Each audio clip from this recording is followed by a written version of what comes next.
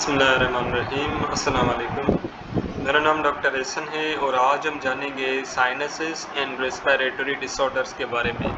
Okay, सो sinuses basically हम spaces को कहते हैं। सो हमारे पूरे स्कल के अंदर, हमारी पूरी खोपड़ी के अंदर बेसिकली मुख्तलिफ साइनसेस, मुख्तलिफ स्पेसिस जो है ना वो मुख्तलिफ बोन्स के अंदर मौजूद है। ठीक है। So sinuses are the hollow air filled cavities. Basically sinuses क्या है? दीज आर द कैविटीज़, ये स्पेस होती हैं जिनके अंदर क्या होता है, एयर जो है ना वो एयर फिल्ड होती है। ठीक है।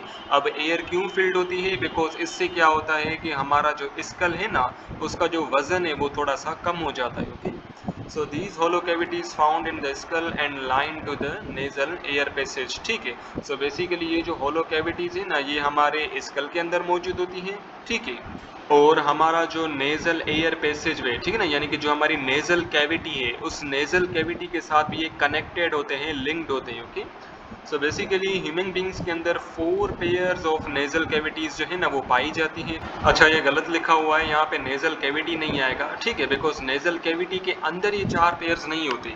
ठीक है, बेसिकली ये जो 4 पेयर्स है ना ये हमारे मुख्तलिफ बोन्स के अंदर पाए जाते हैं। ठीक है। और ये जो साइनसेस है ना, जैसे कि फ्रंटल साइनस हो गया, ये सराउंड करती हैं नेजल कैविटीज को। ठीक है, लेकिन नेजल कैविटी के अंदर नहीं पाई जाती। सो first talk about the frontal sinus. ठीक है।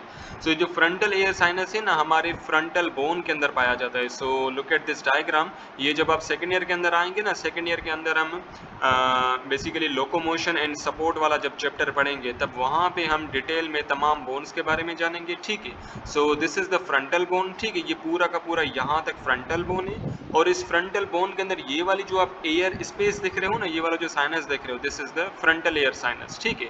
सो फ्रंटल एयर साइनस हमारे फोरहेड के अंदर मौजूद होता है। ठीक है, बेसिकली फोरहेड के अंदर फ्रंटल बोन होता है और इस बोन के अंदर फ्रंटल साइनस होता है। ठीक है। Then we have the maxillary sinus, और ये मैक्सिलरी साइनस जो है ना ये मैक्सिलरी बोन के अंदर होता है। ठीक है ना, ये मैक्सिला के अंदर होता है। ठीक है। सो मैक्सिला बेसिकली यहाँ पे यूं पाया जाता है। ओके, सो ये जो मैंने मार्क किया है ना, this is the maxilla. Okay, so maxilla के अंदर बेसिकली मैक्सिलरी साइनस पाया जाता है। ठीक है। And maxillary sinus this is the behind the cheeks. ठीक है ना, ये जो हमारे चीक्स है, जो हमारे गाल है, सो इन गाल के पीछे बेसिकली ये गाल के साइड में बेसिकली ये पाए जाते हैं। Okay, then we have the ethmoidal sinus. ठीक है, एथमोइडल बोन के अंदर ये एथमोइडल साइनस पाया जाता है। ठीक है, और ये एथमोइडल साइनस जो है ना ये हमारे दो आंखों के बीच में पाया जाता है। ठीक है। सो बेसिकली एथमोइडल साइनस जो है ये हमारे स्कल के अंदर पाया जाता है और स्कल के अंदर भी स्पेसिफिकली दो आंखों के बीच में पाया जाता है। ठीक है, एग्जैक्टली बीच में नहीं, एग्जैक्टली यहाँ पे नहीं, बिकॉज यहाँ पे बेसिकली ये फ्रंटल बोन आएगा और ऊपर से मैक्सिला बोन आएगा। इन फ्रंटल एंड मैक्सिला बोन के थोड़ा सा पीछे की तरफ ये जो एथमोइडल बोन है ना ये मौजूद होता है। Okay, then we have the sphenoidal sinus. So basically ये स्फिनोइडल बोन के अंदर मौजूद होता है। ठीक है। सो स्फिनोइडल साइनस स्फिनोइडल बोन के अंदर मौजूद होता है and this sphenoidal sinus is located in the deep behind the ethmoidal bone. ठीक है। सो जो एथमोइडल बोन है ना, ethmoidal bone, suppose this is ethmoidal bone, so ethmoidal bone के पीछे ही स्फिनोइडल बोन पाया जाता है और उस स्फिनोइडल बोन के अंदर स्फिनोइडल साइनस पाया जाता है। ओके, सो इन साइनसेस का काम क्या होता है? इन साइनसेस का काम ये होता है कि हमारी जो खोपड़ी है, हमारा जो स्कल है, इस स्कल को लाइट बनाना। ठीक है ना, इसके वेट को थोड़ा सा कम कर देना। Okay, now let's talk about the respiratory disorders. So basically हमें पता है कि जो हमारा पूरा का पूरा रेस्पिरेटरी ट्रैक्ट है वो स्टार्ट होता है हमारे नेजल कैविटी से, हमारे नॉस्ट्रिल से, और एंड हो जाता है हमारे अल्विलाई तक। ठीक है। So suppose this is the nasal cavity और ये एंड हो जाता है टू द अल्विलाई। ठीक है। सो हमें पता है नेजल कैविटी के बाद आ जाता है हमारा इंटरनल नेरीज आ जाते हैं। ठीक है ना, फिर ट्रेकिया आ जाता है, ब्रोंकाई, ब्रोंकियोल्स। ठीक है ना, ये तमाम चीज़ें यहाँ पे आ जाती हैं। सो जो ऊपर वाला पार्ट होता है ना इसे बेसिकली हम कहते हैं अपर रेस्पिरेटरी ट्रैक्ट। ठीक है। और जो नीचे वाला पार्ट होता है हमारे रेस्पिरेटरी ट्रैक्ट का उसे हम कहते हैं लोअर रेस्पिरेटरी ट्रैक्ट। ठीक है। सो रेस्पिरेटरी डिजीजेस को हमने दो कैटेगरीज के अंदर क्लासिफाई किया है, upper respiratory diseases and lower respiratory diseases. ठीक है। So first talk about the sinusitis. ठीक है, साइनोसाइटिस क्या है? This is the upper respiratory disease. ठीक है, और ये साइनोसाइटिस क्यों होती है? Due to some infections. ठीक है ना, इन्फेक्शंस यानी कि कोई माइक्रो ऑर्गेनिज्म जो है ना वो हमारे बॉडी के अंदर दाखिल हो गया, हमारे साइनसेस के अंदर दाखिल हो गया और उसने क्या काज करवा दिया? साइनोसाइटिस। ठीक है, देखिए जब भी आखिर में आइटिस आता है ना, ITIS, तो इसका मतलब है इन्फ्लेमेशन या स्वेलिंग, ठीक है। जैसे रेटिनाइटिस हो गया, ठीक है ना। रेटिनाइटिस यानी कि इन्फ्लेमेशन ऑफ द रेटिना, और रेटिना कहाँ पे पाई जाती है? हमारे आंखों के अंदर, ठीक है। So sinusitis, this is the inflammation of the sinuses. ये जो साइनसेस है ना, जैसे कि frontal ear sinus, maxillary ear sinus, ये जब सूज जाएं या इनके अंदर बेसिकली पानी भर जाए तो इसे हम कहते हैं साइनोसाइटिस, ठीक है।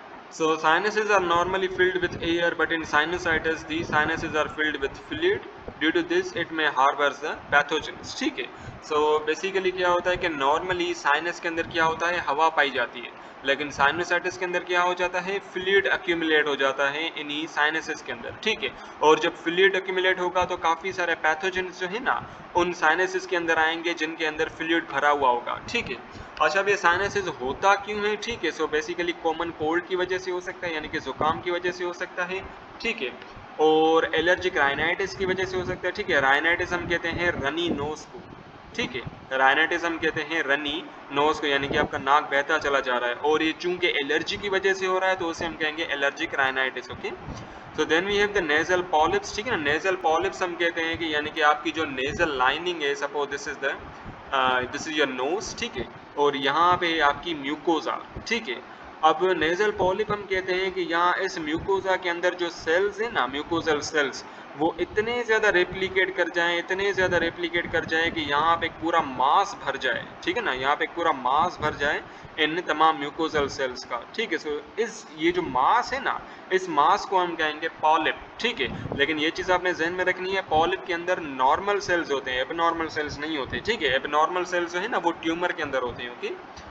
सो nose lining show small outgrowth, ठीक है ना, छोटी सी आउट ग्रोथ होती है, आउट बेसिकली ग्रोथ हो जाती है उन तमाम म्यूकोजल सेल्स की, ओके।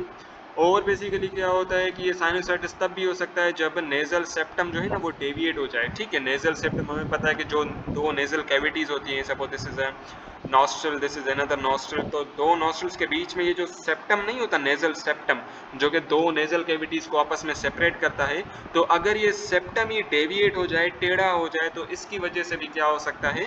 साइनोसाइटिस हो सकता है, ठीक है। अच्छा, अब साइनोसाइटिस में होता क्या है? बेसिकली आपको सर में दर्द होगा, बुखार होगा, कंजेशन होगी, ठीक है। कंजेशन कह लें, नेजल कंजेशन कह लें या नेजल स्टफिनेस कह लें, बात एक ही है, ठीक है।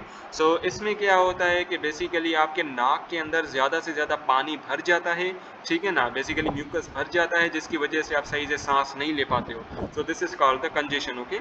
और इसी साइनोसाइटिस के अंदर आपको खांसी होगी, दांतों में दर्द होगा, कान में दर्द होगा, ठीक है ना, आंखों में दर्द होगा, और थकावट भी होगी, ठीक है। अच्छा, अब इसका सोल्यूशन क्या है? इसका सोल्यूशन ये है कि आप स्टीम लें, ठीक है ना। गरम हवा जो है ना उसको इनहेल करें, खास करके जब आप पानी को गर्म करें, ठीक है, और उसमें से जो भाप निकलती है ना, स्टीम, उस स्टीम को इनहेल करें, ठीक है।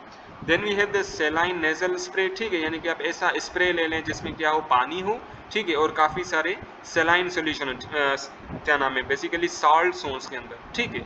सो काफ़ी सारे साल्ट हो उसके अंदर, और उस वाले पानी को अपने नाक के अंदर स्प्रे करें, ठीक है। लेकिन उसके बावजूद भी अगर आप ठीक नहीं हो रहे हो तो आप किसी फिजिशियन से कंसल्ट करें, ठीक है। फिजिशियन यानी कि doctor, okay. So then we have the otitis media, ठीक है। अब ये चीज़ आपने जहन में रखनी है कि कान जो है ना, कान हमारा ईयर, उस ईयर के तीन पार्ट्स होते हैं, outer ear, middle ear and inner ear, ठीक है। हमें लगता है कि कान बस ये ही होता है, ठीक है ना, ये जो आउटर वाला जिसे हम पिन्ना कहते हैं, ठीक है, लेकिन ऐसा नहीं होता। ये जो पूरा का पूरा आप देख रहे हो ना, दिस इज द ईयर, ठीक है ना, ये पूरा का पूरा ईयर है। सो बेसिकली क्या होता है कि ये जो मिडिल ईयर है ना, सो this is the middle year, okay. So middle ear के अंदर एक ट्यूब होती है जिसे हम कहते हैं यूस्टिशियन ट्यूब। ये जो आप पिंक से देख रहे हो ना, this is the Eustachian tube. और ये जो यूस्टिशियन ट्यूब है ये ओपन होती है टू द फेरिंग्स, ठीक है ना, ये ओपन होती है हमारे फेरिंग्स के अंदर, ओके। सो इसको मैं अगर यहाँ पे समझाऊँ, suppose this is the pharynx, ठीक है, और यहाँ से आ रही है यूस्टिशियन ट्यूब, ठीक है। सो ये यूस्टिशियन ट्यूब जो है ना यहाँ पे आके इस फेरिंग्स के अंदर खुलती है, okay. So otitis media is the inflammation और infection of the middle ear, ठीक है। ओटाइटिस मीडिया हम कहते हैं कि जब मिडिल ईयर की इन्फ्लेमेशन हो जाए या मिडिल ईयर सूज जाए तो उसे हम ओटाइटिस मीडिया कहते हैं। या ओटाइटिस मीडिया हम इससे भी कह सकते हैं कि जब मिडिल ईयर में कोई इन्फेक्शन हो, ठीक है ना, यानी कि कोई माइक्रो ऑर्गेनिज्म जो है, पैथोजेनिक माइक्रो ऑर्गेनिज्म, वो मिडिल ईयर के अंदर चला जाए और मिडिल ईयर के अंदर पेन काज करवाए, okay. So this is called the otitis media. So cold, sore throat और upper respiratory infection can cause this disease, ठीक है ना। ये ओटाइटिस मीडिया होता क्यों है? जुकाम की वजह से हो सकता है, गला खराब होने की वजह से हो सकता है, या जो अपर रेस्पिरेटरी ट्रैक्ट इन्फेक्शंस होते हैं, ठीक है, जैसे कि एलर्जिक राइनाइटिस हो गया वगैरह, तो उनकी वजह से भी क्या हो सकता है? ओटाइटिस मीडिया हो सकता है। Okay, so this infection usually a result of a failure of the Eustachian tube, ठीक है। सो बेसिकली ये ओटाइटिस मीडिया क्यों होता है? Otitis media basically Eustachian tube के फेलियर की वजह से हो सकता है, यूस्टिशियन ट्यूब के ब्लॉकेज की वजह से होता है। Okay, so this is the Eustachian tube. So Eustachian tube में सपोज कि यहाँ पे कोई ब्लॉकेज आ गई, ठीक है, सो इस ब्लॉकेज की वजह से क्या होता है कि ओटाइटिस मीडिया हो जाता है। Okay, so this tube bridges the middle year with the throat area and balances the pressure between the outer and the middle ear, ठीक है। सो बेसिकली ये जो यूस्टिशियन ट्यूब है ना, ये ओपन होती है हमारे थ्रोट के अंदर, हमारे गले के अंदर और स्पेसिफिकली हमारे फेरिंग्स के अंदर। और इस ट्यूब का क्या काम होता है कि ये जो हमारा एक्सटर्नल ईयर है, ये यहाँ से लेके यहाँ तक, ये पूरा का पूरा आउटर ईयर है, एक्सटर्नल ईयर है।